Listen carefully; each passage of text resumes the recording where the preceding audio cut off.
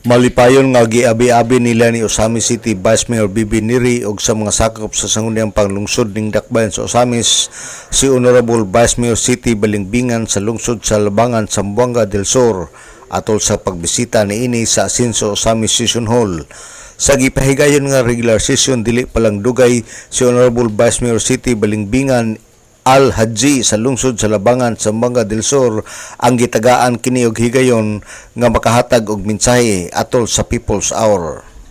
Ang nasangpit nga Vice Mayor ang mituyo sa pagbisita ning dakbayan sa Osamis, particular sa Asinso Osamis Session Hall aron makita ang mga maanindot nga istruktura niini lakip na usab ang mga opisina sa matag konsyal.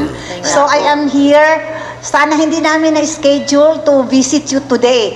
But since medyo we are not so busy in Labangan, so we prefer to come para ma-fruitful po ang amo ang mga lakaw.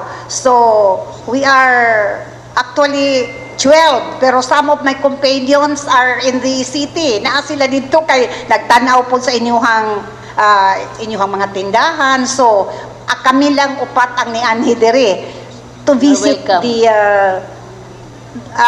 the Vice Mayor and also the members of the council.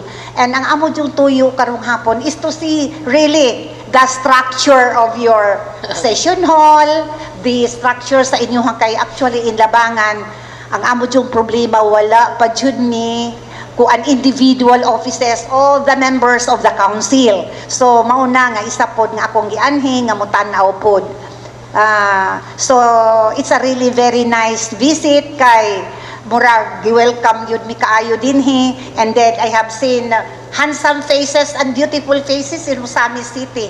So siguro matigala po mi I am on my because I am already a Hajja.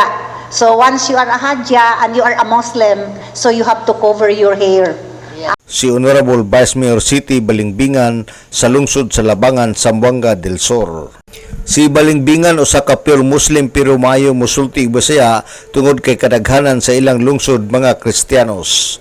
Alang sa DXDD Radio Campana ang radyo sa simbahan, WD45 Dudong Bargamento, muluyog sa ika-75 nga jubileo sa simbahan sa Archdiocese of Osamis, Tanag sa Dakbayan.